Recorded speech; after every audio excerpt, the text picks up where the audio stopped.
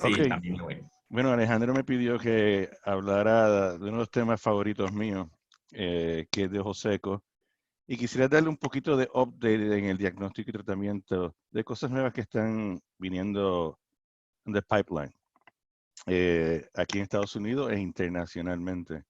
Estas son mis consultorías y obviamente voy a repetir algunos conceptos para el grupo, eh, que creo que son importantes. Debemos seguir pensando en esto. Y este es uno de los más importantes, que la prevalencia de ojos secos es alta, de 20 a 30 millones aquí en Estados Unidos tienen síntomas de ojo seco temprano y todavía no estamos llegando a estos pacientes, prácticamente como COVID. Está presente, pero no lo podemos diagnosticar. Y, y se ha convertido en un problema de oftalmología, que es una prevalencia alta que afecta a todas las especialidades de oftalmología. Obviamente las mujeres sabemos que se afectan más con la edad, pero les quiero recordar el estudio que Deborah Schamberg hizo y nosotros lo replicamos aquí cuando yo estaba en Bascom Palmer, en el Hospital de Veteranos con la doctora Galor, que sí, las mujeres, la prevalencia aumenta con la edad, pero que también nosotros los hombres nos da ojo seco. Es importante recordar eso porque tenemos muchos de nuestros pacientes que son masculinos, tienen síntomas de ojo seco o hallazgos que no pensamos de ojo seco porque no somos femeninas, así que no se olviden de nosotros los hombres. Que como siempre digo, mientras nos ponemos más viejos, brutos y feos, también nos da ojo seco.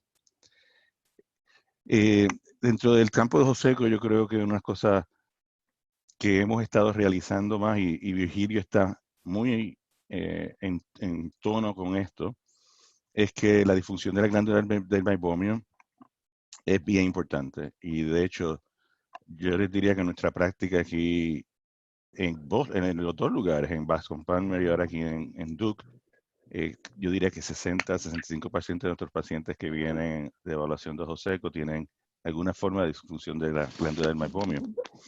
Y a veces puede ser obvio, como en esta foto donde pueden ver el plugging o la entumición de los orificios de la glándula del meibomio. Eh, Puede estar con o sin inflamación, pero a veces no es obvio. Y uno tiene que ser más agresivo y expresar la glándula. Aquí esta otra manifestación donde hay inflamación, telangiectasia, aquí hay un componente anterior también. Y obviamente hay pacientes que no son obvios y por eso es como parte del examen importante expresar la glándula para ver el tipo de calidad del MAIBO y si tienen obstrucción o no. Muy importante. Esta es la data internacional donde confirma la observación que nosotros estamos viendo, que la prevalencia está aumentando. Por alguna razón es alta en Asia y esto es no sé si es que test more que nosotros, o en verdad hay un factor eh, confundente que hace que la difusión de glándula de Marconi sea más prevalente. Pero yo les digo que sí, aquí yo creo que en Estados Unidos este número va a seguir aumentando. Este es el otro concepto que yo sé que me han oído decirlo mucho y lo sigo repitiendo. Yo me siento que soy el cura predicando este concepto, pero como hemos discutido muchas veces, los oftalmólogos en cierta manera se sienten más cómodos, y está hablando también de oftalmólogos generales, que son oftalmólogos que se tienen que envolver también en el tratamiento de ojos secos. La mayoría de nosotros los oftalmólogos nos sentimos cómodos viendo pacientes de glaucoma y siguiéndolos, porque sabemos que hay que hacer una presión intraocular, paquimetría, mirar el nervio óptico, hacer un OCT de nervio óptico y obviamente el campo visual. Y esto son puntos validados para los especialistas de glaucoma, no solo hacer el diagnóstico, pero poder seguir el tratamiento. Y nosotros no hemos llegado a este punto. Habiendo dicho esto, a la especialidad de glaucoma le tardó por lo menos 50 años llegar a este punto de validar todas estas pruebas. Y tengo entendido que Felipe Medeiros va a dar una charla próximamente y él va a hablar más de cómo ellos siguen avanzando en este campo y tenemos que aprender de ellos. Y si yo tuviese que tener mi opinión en la educación de entrenamiento de oftalmología, que es donde de este concepto de seguir, empezar para que nuestros oftalmólogos nuevos puedan seguir esta práctica, es que la evaluación de la superficie ocular debería ser como el especialista de glaucoma. Debe ser específica y de hecha por todo el mundo. Pues quiero ser claro, no es que todas las especialidades, todos los oftalmólogos tienen que hacer todas estas pruebas, pero de la misma manera que en glaucoma el especialista, el oftalmólogo general hace por lo menos 3 pruebas de presión intraocular y la paquimetría y mirar de nervio óptico, yo creo que las prácticas de oftalmología deberían incluir por lo menos 3 pruebas que por lo menos les puedan decir a los oftalmólogos si tienen un paciente con ojo seco obvio o no obvio. Y esto es importante porque a medida que estamos haciendo más cirugías refractivas con lentes intraoculares que son multifocales, tóricos, etcétera, sí le debe de importar a los oftalmólogos generales si identifican un paciente que tiene ojo seco o no. Y podemos hablar después cómo approach ese paciente. Pero definitivamente, y de la misma manera, si identifican que un paciente tiene ojo seco y quiere hacer una práctica más especialidad de superficie ocular, pues puede incluir las otras pruebas. Pero igual que en glaucoma, si uno no se siente cómodo, no quiere seguir estos pacientes, pues refiere a un especialista de glaucoma. Y lo mismo sería en superficie ocular. Identifiquen y si no quieren evaluar o seguir este paciente, lo pueden enviar a una práctica de superficie ocular donde esto ocurra. Pero estas son las pruebas que yo diría son importantes y necesarias en la evaluación de la superficie ocular. En un cuestionario es una enfermedad de síntomas. La evaluación de la superficie ocular cuidadosa, incluyendo la expresión del párpado y anotando esto de una forma de cuantificación en el chart médico o en el récord médico. Y la mimografía es súper importante. Ahora hay muchas tecnologías que esto se puede hacer bien fácil. Y para mí me ayuda mucho y enseñar a los pacientes cuando las glándulas están atróficas o en proceso de dropout, como decimos en inglés. Y para los pacientes ver esto es muy importante. Y las tinciones. Los estudios clínicos de investigación se basan en tinciones, especialmente la tinción de la córnea, la conjuntiva. Y yo creo que en una práctica privada se puede hacer estas 4 pruebas de una forma que no interrumpa el flujo de la práctica. Y las tinciones se pueden hacer de una forma objetiva y haciendo cuantificación usando diferentes scores, como el del National Eye Institute, de un Total Corneal Score. Y como ven, lo que estoy haciendo es haciendo un paquete para que los pacientes, los oftalmólogos puedan hacer su evaluación de la superficie ocular de una forma superficial, si se puede decir así. Y si algo se encuentra en estas pruebas, pues seguir moviéndose en la dirección que crea apropiado. Ahora, en una práctica de superficie ocular, yo creo que definitivamente las otras pruebas son importantes. A nosotros nos gusta mucho el Schirmer, yo sé que hay mucha variabilidad, etcétera, pero si es hecho por la misma persona, ayuda mucho. Y de hecho, ahora acabamos de tener un estudio viendo nuestros valores que hacemos en nuestra práctica. Y impresionantemente el Schirmer da señales de cómo seguir la superficie ocular. La osmolaridad, estamos hablando ya de microvolúmenes. Tenemos el ojo al frente de nosotros y la película lagrimal, o sea que podemos tomar una muestra del fluido y hacer microvolúmenes. Con esa limitación, es una las tecnologías que están empezando. Podemos hablar más de la osmolaridad. Yo sé que en Foscal tienen mucha experiencia con la osmolaridad. Y lo que hemos aprendido es que la variabilidad es quizás la señal de la prueba. Y el uso de biomarcadores de inflamación está cambiando el mundo. De los primeros que tenemos ahora es en la medición de metaloproteinasa 9 por este kit de Inflammadrive hecho por Kaidel. Y le voy a presentar una data nueva que tenemos de nuestra práctica donde a mí me ayuda mucho seguirla. Y obviamente están las pruebas del futuro donde podemos explotar, hacer imágenes de la córnea, de la película lagrimal, que de una forma no invasiva. Pero ya esto es ya para um, prácticas más académicas que están desarrollando nuevos conceptos.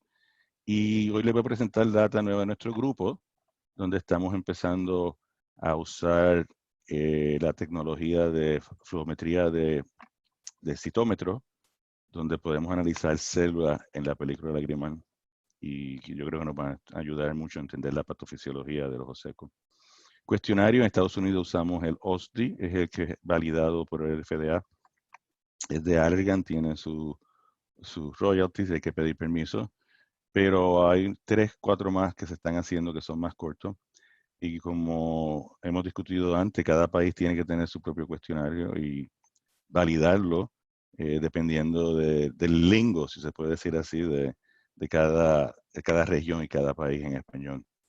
Y vieron al principio de mi laminilla el símbolo de Pancornia, como expresidente de Pancornia, y como cuando empezamos en Pancornia, uno de los primeros proyectos fue tratar de hacer cuestionarios validados en español de diferentes áreas. Y 2 estudios salieron de eso, uno de Brasil y otro en México. Y así que les ruego que sigan esa rama de investigación porque es fácil de hacer y muy importante para nuestra práctica. Hacer hincapié que el examen del segmento anterior es muy importante, mirando las glándulas del maibomio. Y la mimografía. Esto es una tecnología que tenemos aquí en Estados Unidos, DeepView. Hay 3 o 4 más tecnologías que han surgido. Virgilio tiene una, tengo entendido, podemos discutirla más tarde. Y que sean más fáciles, que sean con manuales cerca al paciente y se pueden cuantificar. Y lo importante de esto es que el uso que a mí me da es que primero puedo evaluar la glándula maibomia y me confirma que eh, enfermedades de esta estructura son importantes y las tengo que seguir. Y enseñárselo a los pacientes. Cuando ven la mimografía, en verdad entienden lo que uno está haciendo, lo que el paciente tiene y son más cuidadosos con su tratamiento. Estas glándulas sí avanzan, para mí es súper impresionante.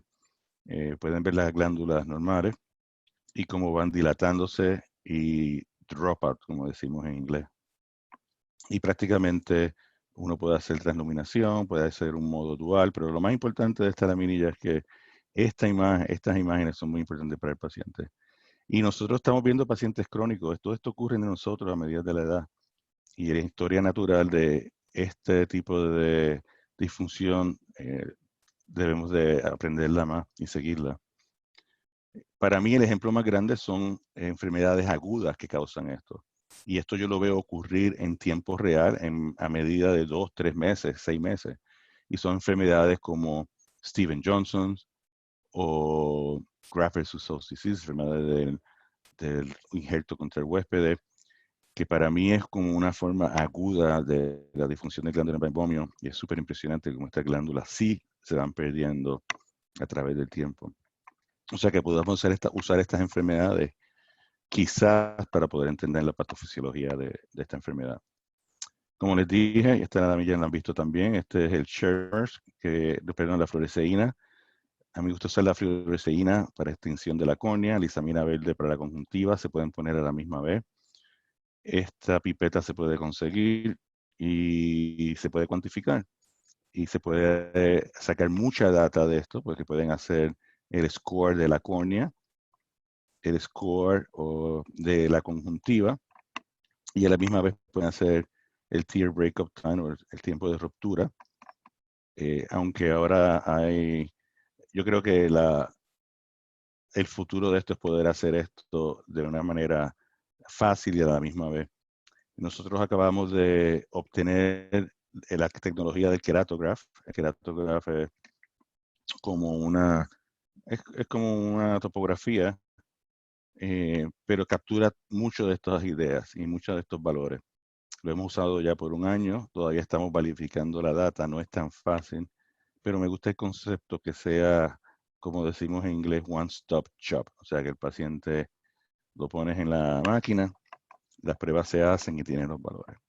Y ya yo le había dicho del Schirmer's, que nosotros sí lo usamos para medición de la película Grimal, le voy a presentar data sobre eso. La osmolaridad, ustedes conocen muy bien esta tecnología. Todavía la pregunta grande es si estos valores absolutos sí se pueden usar para seguir tratamientos de ojo seco o para hacer diagnóstico.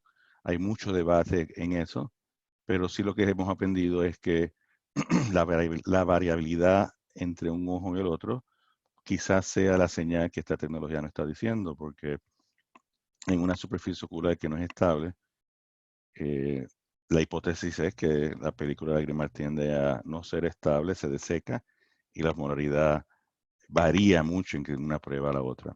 Mientras que una superficie ocular normal, esa variabilidad no existe y quizás consistentemente uno consiga, no hay variabilidad entre los valores. Es un concepto que se continúa a discutir. Va a venir una plataforma nueva de la compañía Tier Lab, se llama el Discovery Platform, o la plataforma de medir dos variables. Una es la osmolaridad y la otra es inflamación. Y prácticamente el prototipo que usamos ahora para medir inflamación es el biomarcador de la metaloproteinasa 9. Steve Fluchfelder ha sido uno de los pioneros en identificar que esta metaloproteinasa, que puede ser producida por las mismas células de la conjuntiva, de la córnea o de células inflamatorias que entrando a la superficie ocular, la producen y hay una respuesta a una señal inflamatoria. O sea que es un marcador, quizás se puede decir indirecto de inflamación. Esta tecnología ahora la distribuye la compañía Quidel, se llama Inflamadrive. En Colombia la tienen y prácticamente es como una prueba de embarazo. La película lagrimal o el tear se colecciona aquí en esta prácticamente papel de nitrocelulosa, se hace una reacción, esto es como un ELISA, donde está el anticuerpo MP9, y si el paciente está en cinta con ojo seco, va a tener las dos señales. Y la pregunta grande ha sido si esta prueba en verdad es representante o ayuda para el diagnóstico de procesos inflamatorios de superficie ocular y si se puede usar para seguir tratamiento. Con esa idea, nosotros vimos nuestros pacientes y esta es la data que a mí sí me ha convencido que yo uso esta tecnología. Nosotros hacemos MP9 a todos nuestros pacientes. Mi fellow ahora, doctor Matías Seufer, analizó nuestra data recientemente y como prueba de concepto, mucha de mi práctica tiene pacientes de enfermedades autoinmunes. Y lo que hicimos fue comparamos y vimos los pacientes que tienen enfermedades autoinmunes, si eran MMP9 positivos o negativos. Y como pueden ver, que la mayoría de los pacientes con enfermedades autoinmunes, especialmente enfermedades de reacción del injerto contra el huésped, la mayoría son MMP9 positivos, en contraste a pacientes que no tienen historia de enfermedades autoinmunes, donde la positividad y la negatividad es similar. Interesantemente, nosotros hicimos la pregunta de los pacientes que empiezan MP9 positivos en nuestra práctica, ¿qué le pasa a esos pacientes?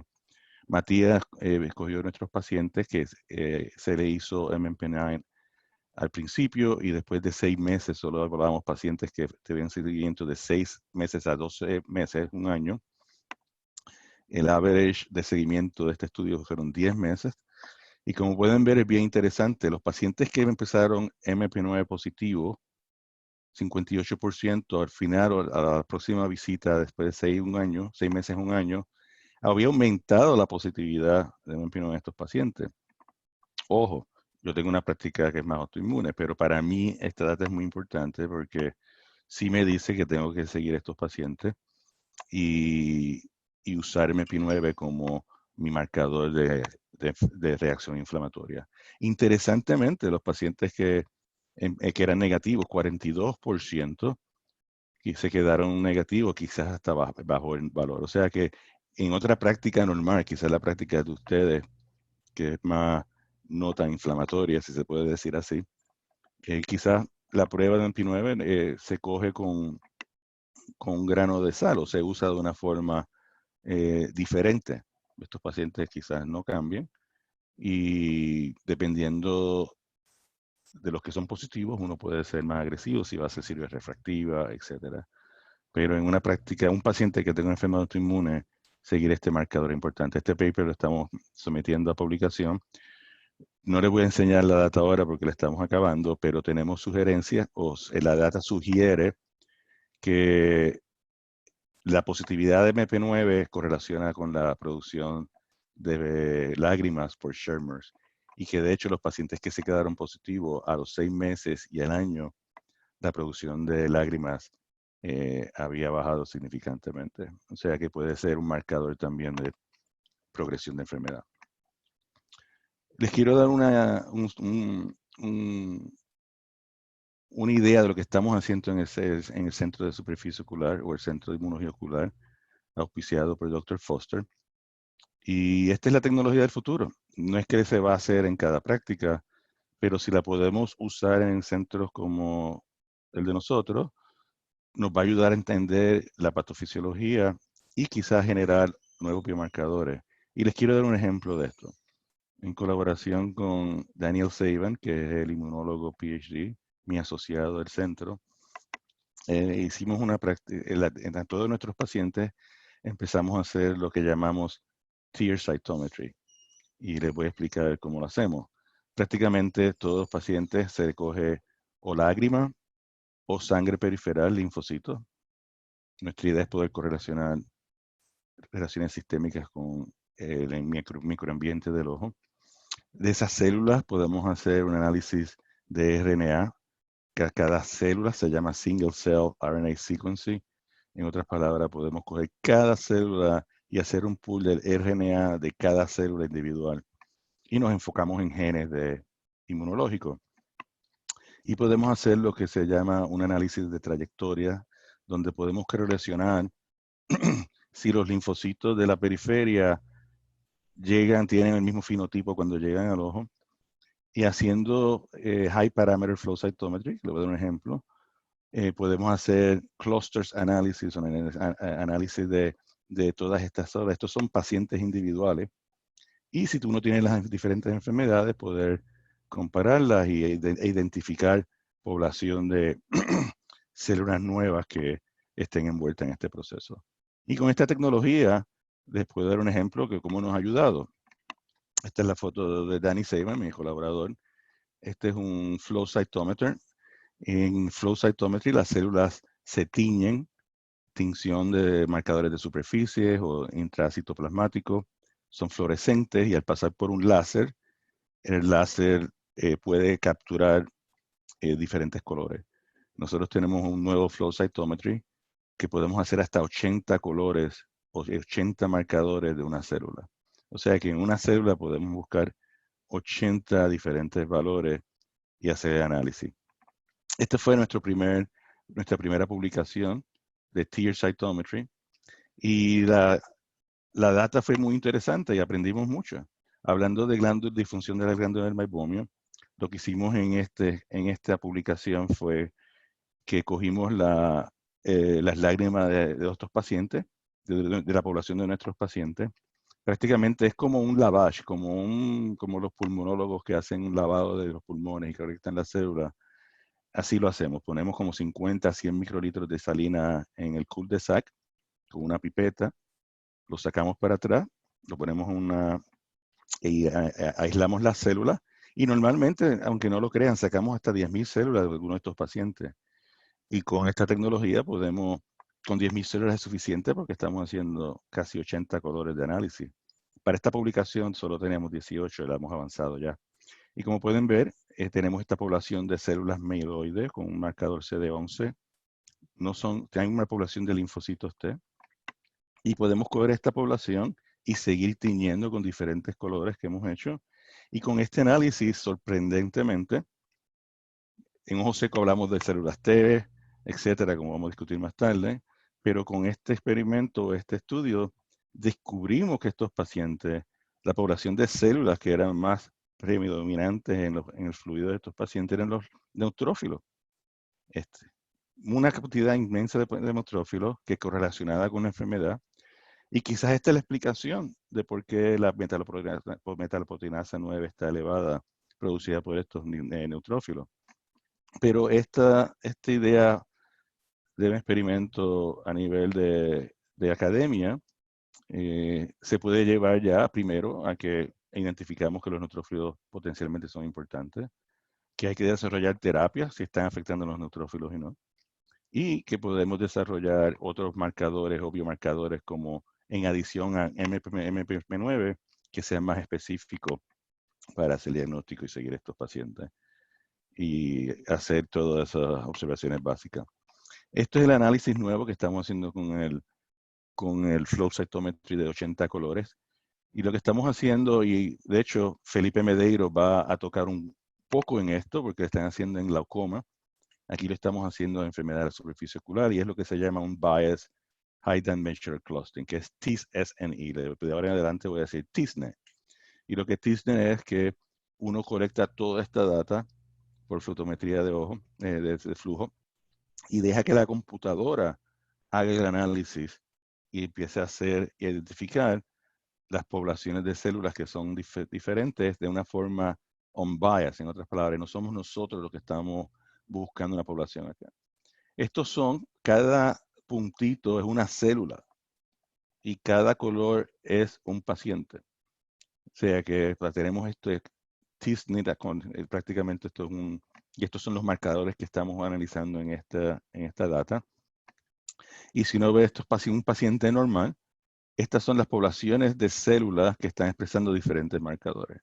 Y lo que podemos hacer es que si empezamos a comparar los clusters, estas poblaciones de células, llamamos clusters y de individuos. Estos son los clusters que ocurren en pacientes normales. Estos son los clusters de pacientes normales que están en pacientes con disfunción de la glándula del meibomio.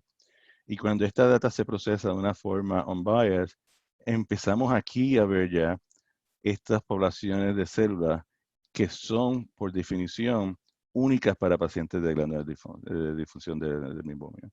Y ahora la meta es aislar estas células, hacer el single cell analysis y ver qué genes o qué fenotipo o genotipo tienen con respecto, en este caso, nosotros nos interesa la inflamación. Estos son los marcadores inflamatorios, pero también uno puede hacer análisis de metabolitos, de proteínas, etcétera, y empezar a indagar más profundamente la enfermedad de superficie ocular, en este caso, disfunción de glándula del meibomio. Este análisis lo estamos haciendo ahora para no solo pacientes con disfunción de glándula del meibomio, pero pacientes con enfermedad de rechazo o reactividad del injerto contra el huésped, graft versus host disease. Y en nuestra próxima charla espero darle la información de esa data. Pero les puedo decir que ya estamos identificando otras células inflamatorias que nunca habíamos pensado que pueden estar envueltas en esa enfermedad.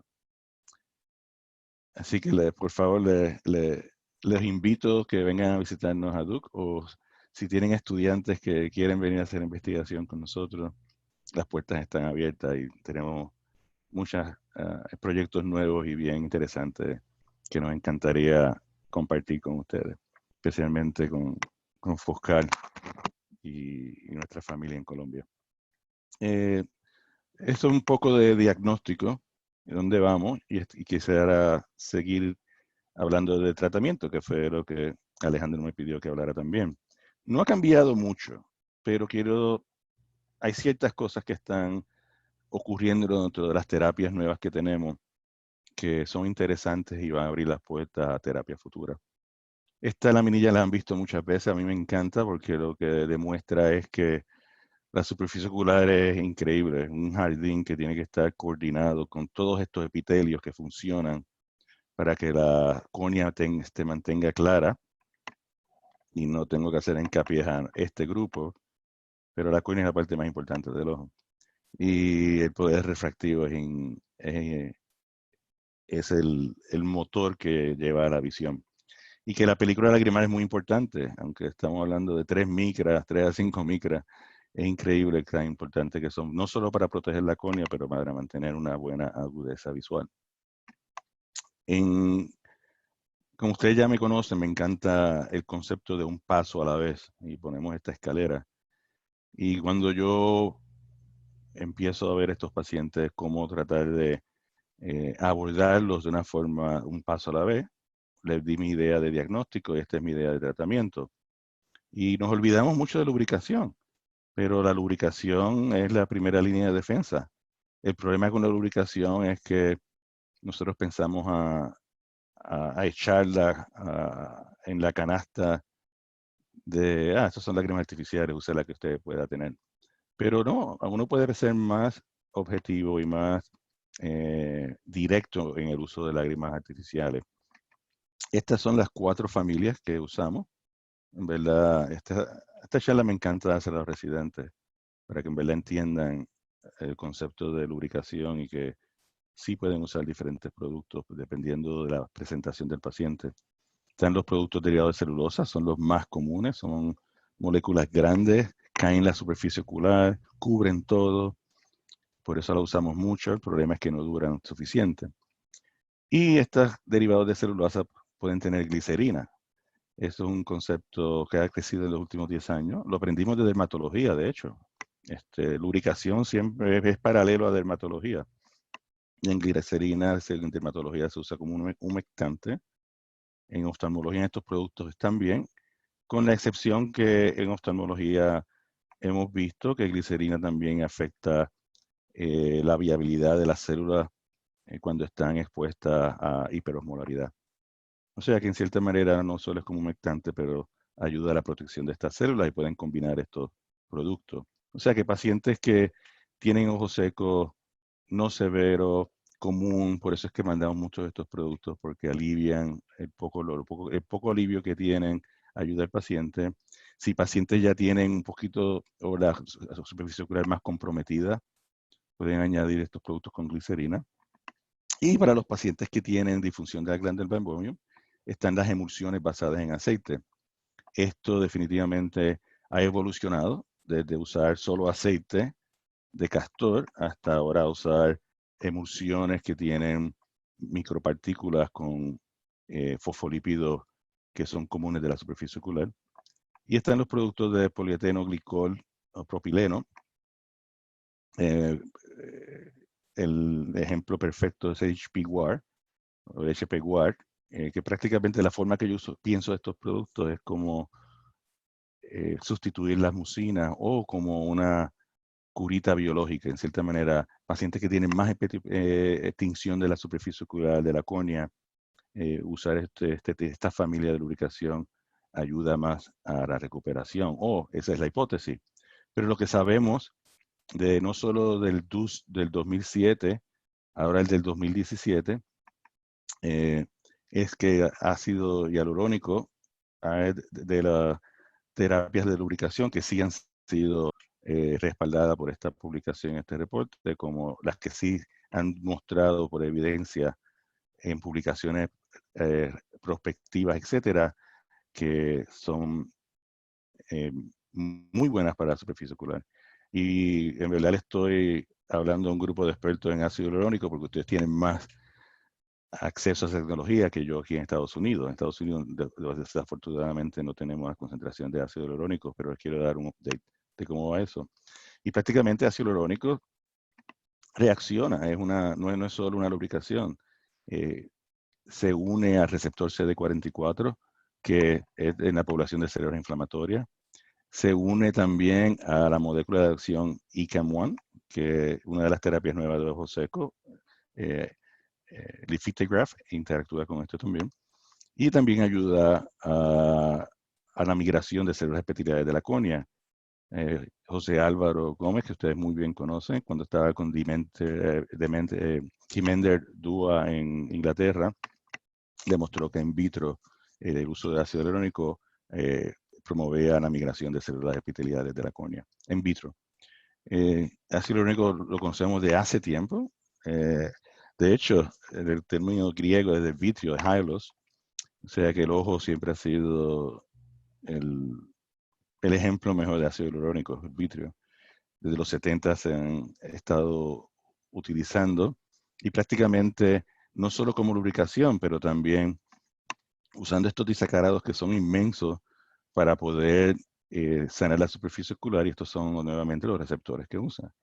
En Estados Unidos no tenemos ácido hialurónico, pero es interesante una tecnología nueva que está saliendo, y es lo que se llama ahora Ocular Bandage Eye Drop. Y esto es de la compañía iGet.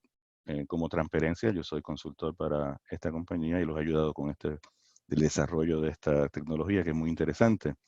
Y lo que el Ocular Bandage Gel es ácido hialurónico, pero que se ha sido cross-linked de una forma eficiente para que ocurran dos cosas. La degradación sea menor, la concentración sea alta, hasta 0.75%, que es más, 5 veces más de lo que tenemos en Estados Unidos, y yo creo bastante cerca o más de lo que tienen en Latinoamérica. Y lo importante es que haciendo este cross-linking de ácido hialurónico, de hecho aquí en Estados Unidos lo están tratando de promover como un device, es una gota que prácticamente es como un lente de contacto que se disuelve y no causa, dice, visión borrosa. Hay 2 estudios hechos en PRK, que aumenta el sanamiento de la córnea después de la cirugía, y ahora están haciendo en ojo seco, y la data se ve muy, muy interesante. Y esto es un resumen del HA modificado con esto cross-linking covalente de sulfuro, y no causa visión borrosa, y se puede usar concentraciones altas. O sea que estamos esperando tener sí, un producto de ya en Estados Unidos. Aumentando la lubricación. ¿Es el Centrex? ¿Mm? ¿Es el Centrex? ¿Cuál es esto? El ácido hialurónico entrecruzado es la gota de Centrex. No, es un producto nuevo que está siendo formulado por iGate aquí en Estados Unidos. Está siendo ahora sometido al FDA para aprobación y se llamaría así OBG. Creo que sí es la misma, esto es de otro laboratorio. Bueno. No, pero es una compañía diferente. Esto es también estimular la lubricación. No nos hemos olvidado de esto. Aquí en Estados Unidos, Allergan tiene la tecnología del True Tears, donde con una frecuencia especial, a través de la nariz se puede estimular la producción de lágrimas. La data inicial fue muy interesante. El problema que hemos tenido es que el costo y obviamente el uso. Es bien interesante, pero ha abierto la avenida de estimulación nasal, que no solo se puede hacer con electricidad, pero ahora hay compañías también trabajando con gotas que estimulan los mismos nervios y sea más fácil de usar. Una observación interesante de True Tears es que cuando estaban analizando la producción de lágrimas después de la estimulación, vieron también que las glándulas del vaibomio estaban empezando a producir más, bueno, por lo menos expresar más la glándula. O sea que hay un patrón de neuroestimulación que no sabemos, que también ayuda y podría ayudar en el tratamiento de la glándula del vaibomio. Y esto es uno de mis campos de experiencia, es el control de la inflamación. Para mí juega un rol muy importante en el tratamiento de enfermedades de superficie ocular, especialmente ojos secos. Y la prueba de concepto de esto es que la mayoría de tratamientos que usamos para ojos secos, todos son con un componente inflamatorio. Y en Estados Unidos, las 2 drogas que han sido aprobadas y la próxima que va a ser aprobada para el tratamiento de ojos secos son antiinflamatorios. Y prácticamente a mí me encanta enseñar esta laminilla porque si sabemos cómo es la respuesta inmune, podemos empezar a usar esta droga de una forma más inteligente y de una forma que sea más orientada al mecanismo de acción y no diluir el efecto de ellas, y no poner a todos estos pacientes en todas estas medicinas que quizás no sean buenos candidatos. La medicina no funciona, después decimos que la medicina no funciona cuando sí funcionan. Es importante saber dónde funcionan. Hay 2 tipos de inmunidad. La innata, que es la primera. Estas son mediadas por de células epiteliales, neutrófilos, fagocitos, macrófagos, como les enseñé en nuestra data de Microbial Dysfunction, apunta mucho que en la superficie ocular este tipo de inflamación es importante. Y esto es con normal, quizás está ocurriendo en la superficie ocular todo el tiempo y nosotros manejamos eso a nivel de la superficie ocular. Y en algún momento los linfocitos T se activan en los nódulos linfáticos. Ya esto es un tipo de inmunidad más avanzada, se llama adaptiva, donde son los linfocitos T que por alguna razón empiezan a reconocer antígenos que vienen de la superficie ocular. Y estos son los linfocitos que llegan a la superficie ocular y causan daño a través de la citoquina. Y esta es la mayoría de las terapias que tenemos antiinflamatorias. Tratan de evitar este tipo de activación y daño en la superficie ocular. Y esto es prácticamente eso basado en el ojo. Innato, neutrófagos, macrófagos, citoquina, los nódulos se conectan, esta reacción adaptiva se produce, los linfocitos llegan a la superficie ocular, son reclutados y empiezan a producir citoquinas que causan daño a las estructuras. Obviamente, cuando uno piensa qué tipo de terapia yo uso, de la forma que yo la pienso de una forma humilde, es que quizás muchos de estos pacientes que tienen, nosotros constantemente estamos teniendo esta reacción, la superficie ocular la puede controlar. Cuando no se controla, quizás es lo que llamamos estos flare-ups de ojo seco. Y a medida que los pacientes se vuelven más crónicos o con la edad o con enfermedades autoinmunes, ya se genera esta respuesta que es más crónica y quizás estos son los pacientes que son más crónicos, especialmente si tienen enfermedades autoinmunes. O sea que esteroides e inhibidores de células T. Así es como yo divido mi terapia. Y eso lo aprendimos de Steve Fluchferger, nuevamente, fue de los primeros de hacer un estudio prospectivo randomizado en el uso de metilprednisolona. A mí los esteroides me encantan usarlos, pero hay que usarlos de una forma correcta y bien seguida. Demostró que los hallazgos clínicos y sintomáticos de estos pacientes mejoraban y obviamente la presión intraocular fue un problema. Y aquí es lo que ustedes me han oído hablar de el futuro de terapia de esteroides. Yo creo que es activo y el challenge o lo que debemos de hacer es desarrollar esteroides inteligentes. Loteprednol es uno de estos primeros conceptos donde al tener este éster en vez de acetato, pues es una prodroga que es modificada dentro del ojo y por estas características es más amigable con respecto a la presión intraocular. Y no es que la presión no suba, pero la incidencia es menos. Y fue Steve Lefebvre que hizo este estudio con Loteprednol en los pacientes de ojo seco, randomizado, multicéntrico, enmascarado, y demostró que sí, que el uso de Loteprednol ayudaba a hallazgos objetivos y subjetivos en estos pacientes de ojo seco, y la complicación de presión intraocular fue mínima.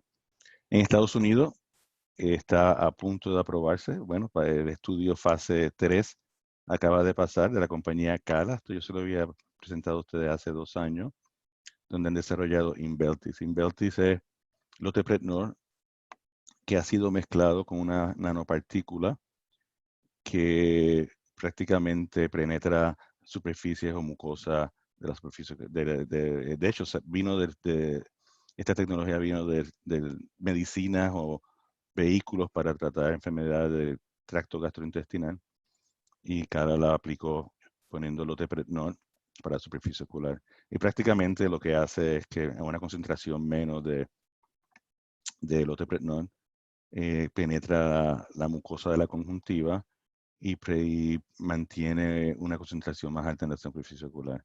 Acaban de hacer estudios STRIDE y la indicación es para pacientes que tienen flare-ups de ojo seco. Recuerda que estamos hablando de esa inmunidad innata.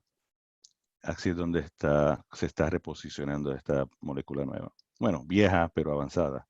O sea que el estudio lo que demostró es que pacientes que tienen flare-up de ojo seco, si son tratados por 4 semanas, de 2 o 4 semanas, el estudio demostró que había una diferencia significante entre vehículo y tratamiento en los dos, hallazgos de tinción y de síntomas. Así que van a presentar esta data al FDA y sería el primer esteroide que tiene la aprobación para el uso en ojo seco, pero en pacientes con flare-ups.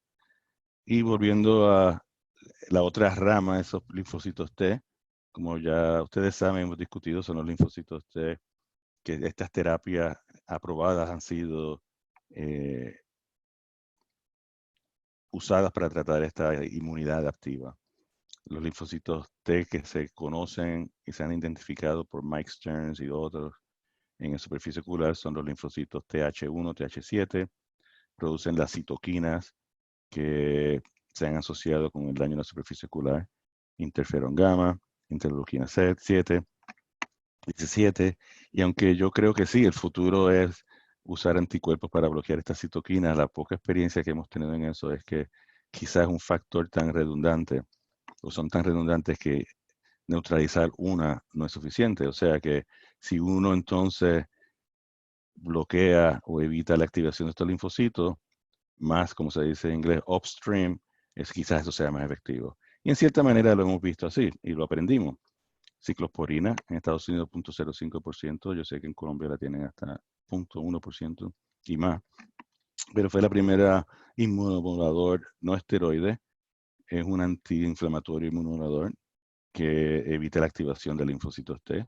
En Estados Unidos se aprobó en 1905 para los perros, los veterinarios fueron los primeros que hicieron este hallazgo y después el FDA lo aprobó para el tratamiento de pacientes de ojos secos con producción baja de lágrimas. Tópica prácticamente evita la proliferación y activación de no solo las TH1, TH7, pero otras enfermedades, otras células inflamatorias, incluyendo eosinófilos, por eso es que también lo usamos en alergia. Y prácticamente lo que está haciendo la ciclosporina es un inhibidor de calcinura.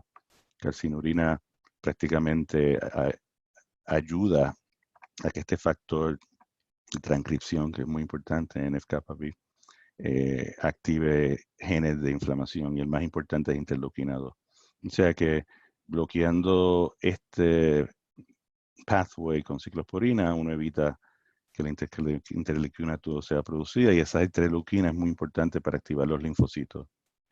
Y así ha habido muchos estudios demostrando que la ciclosporina, hemos tenido mucha experiencia, de hecho creo que los oftalmólogos tenemos mucha experiencia que otras especialidades con ciclosporina.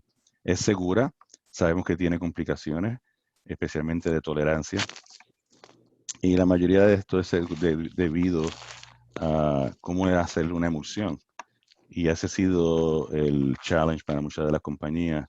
Y como ustedes saben, por lo menos en Estados Unidos, de Restasi, todas las nuevas ideas de ciclosporina prácticamente son una formulación nueva.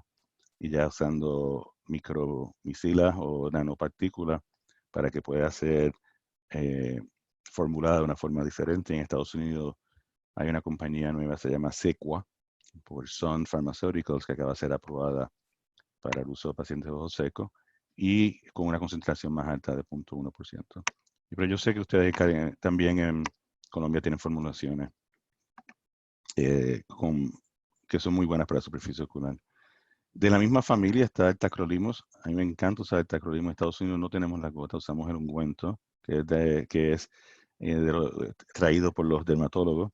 Pero sí, si tienen una farmacia que las puede hacer, 0.01% ha sido la concentración usada. Como ciclosporina evita la activación de estos linfocitos. Y en mi experiencia, no estudiada con estadística, pero les puedo decir mi opinión, muchos pacientes que no toleran ciclosporina, yo los muevo en tacrolimus, o pacientes con más severo. Y definitivamente pacientes alérgicos, el tacrolimus es fantástico. Y como update, ustedes saben que en Estados Unidos se aprobó el Ifetrox hace unos cuantos años a través de la compañía Shire. Novartis tiene este producto ahora y lo va a lanzar nuevamente, pero prácticamente lo que Sidra es una molécula pequeña que evita la interacción de integrina. En otras palabras, neutraliza la interacción de este receptor en las células T que se van a unir a ICAM1, que lo mencionamos ya en ácido hialurónico. Pacientes de ojos secos, ICAM es upregulated o es overexpresado por células del epitelio de la conjuntiva, de la córnea, en el estroma de la conjuntiva. Y a los linfocitos T, al pasar por la superficie ocular del ojo, están expresando el F1, ven la expresión de ICAM1 en estas células y son reclutados y también activan los linfocitos. O sea que el mecanismo de acción es un poquito más extenso que ciclosporina porque no solo inhibe la activación de los linfocitos T, pero también inhibe el reclutamiento de los linfocitos T. Por eso es que se cree que en el estudio aprobado por el FDA, que fueron 3 estudios fase 3, inmensos, una de las observaciones fue que había una tendencia a que trabajara más rápido, por ejemplo, en 2 semanas, y una de las hipótesis es que está bloqueando 2 mecanismos de acción. En mi experiencia personal, yo llevo usando 2 años, estamos poniendo nuestra data juntos, no es muy diferente de los estudios. Hay un % de pacientes que responden, yo diría que sería 25%. Lo que sí he notado es que cuando responden es una respuesta bien impresionante. Estos pacientes dicen, wow, con calcinures de inhibidor de calcinura, como ciclosporina, no es tan común esa respuesta. Pero también les digo que cuando no funciona, no funciona. Y a los pacientes no les gusta. Así que todavía estamos tratando de decidir que cuando uno usa uno versus el otro, y lo podemos discutir. Yo lo empecé usando, tratar de tener más experiencia con sidra, así que estaba dando más sidra que Restasi. Pero ya he llegado a un nivel que me siento cómodo usando los dos. Y para mí ahora mismo mi punto de decisión es la personalidad del paciente.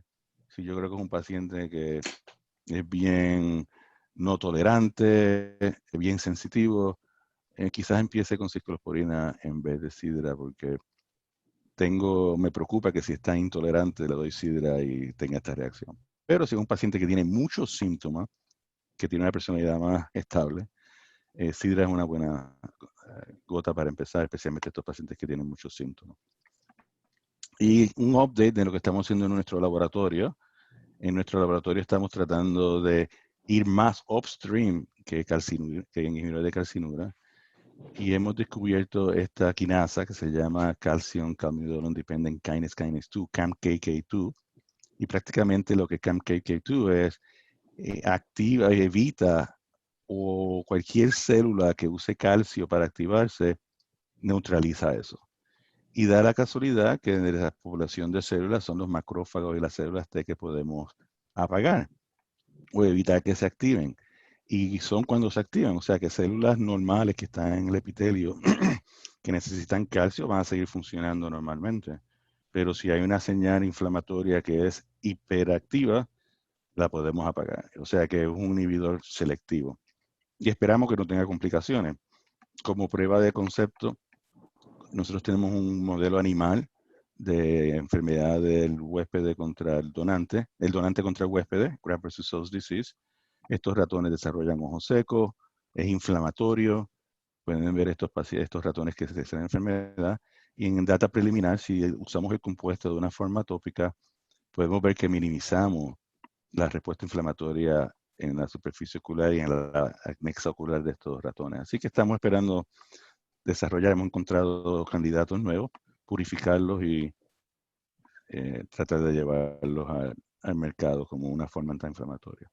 Y para finalizar, esto es un tema que yo sé que a todos nos encanta y es el uso de terapia biológica, que el suero autólogo es, yo creo que es el producto que personifica más medicina personificada. Aunque pensamos usar suero autólogo en pacientes severos de ojos secos, los estamos usando más y más y más en pacientes más moderados. Ustedes han visto esta laminilla mucho, ustedes usan este producto, 20%, 30, 50. El problema con esta tecnología, obviamente, es que no es fácil para el paciente, no es fácil para el doctor, y avance desde el punto de vista que no está estandarizada, que está bien regulada por el gobierno, y el futuro uso de esto es hacer la producción, o sea, no solo del paciente autólogo, pero quizás también alogenéico, para que se pueda distribuir y tener más productos, y quizás el truco es en usar este tipo de approach en la producción de esto. En Dinamarca usan mucho suero halogenéico. Y ahora en Estados Unidos hay una compañía que se llama Cambion, que está tratando de hacer esto mismo, usar plaquetas halogenéicas, hacerla de una formulación estándar que se pueda distribuir. Y ustedes están muy familiarizados con la tecnología de PRF, de Endoret, de Eduardo Anitúa. Nosotros hemos colaborado con ellos. Esto es lo que hacemos en nuestro centro ahora mismo en Duke. Solo usamos PRF. Es plaqueta en vez de suero. Hay más factores de crecimiento cuando se estimulan. Nuestra experiencia ha sido muy buena. Este es un paciente con una úlcera neutrófica, también con componentes de enfermedad de limbo. Yo no pensé que este paciente iba a recuperar y lo pusimos en PRF y pudo recuperar. Lo estamos usando más y más en pacientes de ojos secos que no son tan severos. Y en nuestros pacientes de dolor neuropático, para mí es medicina neuropática. Lo más probable hay factores o neuropéptidos que no hemos identificado, pero en estos pacientes neuropáticos me ayuda mucho. Y quisiera recordarle que el uso de lentes esclerares, no se olviden, estos pacientes o severos o pacientes que no toleran ninguna medicina, nuestro uso de lentes, especialmente el PROS lens que tenemos ahora en nuestra clínica en Duke de Foundation for Sight, para mí es una herramienta que me ayuda a tratar a estos pacientes que son más difíciles. Así que los quiero dejar con el mensaje principal que como diagnóstico, ojos secos debemos ser como glaucoma, hacerlo de una forma sistémica. Tenemos que validar nuestros estudios y llevarlos a este nivel. Estoy muy contento con seguir desarrollando biomarcadores o formas nuevas de evaluar la superficie ocular y espero que la fluometría de tear cytometry sea una herramienta que podamos usar para aprender más. La lubricación es muy importante. Tenemos productos que son muy buenos, están activando receptores que son reales en la superficie ocular y prácticamente, obviamente, el futuro de los productos hematopoéticos será usar halogeneicos que se puedan producir de una forma estandarizada o identificar cuáles son los factores en estos sueros que funcionan y poderlos aislarlos y producirlos de una forma recombinante. Y seguir desarrollando antiinflamatorios. Para mí, la terapia antiinflamatoria es necesaria en el tratamiento de estos pacientes y va a ser mejor a medida que vamos entendiendo estos mecanismos de acción y que tenemos que neutralizar y cómo podemos hacerlo de una forma eficiente y segura. Así que les quiero dar muchas gracias por esta oportunidad de compartir con ustedes en estos tiempos virales. Pero como dijo Virgilio, no ha dado tiempo a sentarnos para atrás y hacer preguntas de cómo cambiar el mundo. Y es un placer, como siempre, compartir con mis hermanos de Colombia. Gracias por la oportunidad y me encanta verlos a ustedes. No, Y Luis, te ves no te fantástico. vayas, Víctor, que hay una serie de preguntas. Quiero empezar yo preguntándole si tú tienes alguna experiencia con el Senergermin, el regenerador de nervio, que es costosísimo, no está a nuestro alcance, pero de pronto cae algún pacientico de esos millonarios y saber si uno le... Y Sí, lo no, de otro, hecho, y tenemos lo mucha otro experiencia. el casicol, esas dos. Y agradecerte el regalo del Listegraph, que lo he probado también, y como tú dices, hay unos pacientes que llegan a abrazarlo a uno y le dice, doctor, usted cambió mi vida. Y al otro dices, esa vaina no sirve para nada. Sí, qué ácido me puso en el ojo, ¿verdad? Pero No, casicol Virgilio. y Senergermin, ¿qué concepto? Sí, bueno, con Cinemermin tengo mucha experiencia, porque cuando yo estaba en Bascom Partners fuimos uno de los centros del estudio multicéntrico. Para mí eso ha cambiado el manejo. Hay que verlo en dos perspectivas, Virgilio. En el uso del tratamiento de úlceras neurotróficas y si va a tener un rol en el tratamiento de ojos secos. Definitivamente en el uso de enfermedades neurotróficas, para mí ha cambiado el mundo. Esta terapia ha cambiado el manejo de cómo uno trata una úlcera neurotrófica. O sea, mientras más y más pacientes yo estoy empezando Cinermin o Observate. En Estados Unidos, pues hemos tenido, no sé si la suerte, pero el sistema de reembolso ha sido un poco más amigable. Es más difícil conseguirlo que otras drogas, pero se consiguen. Y en el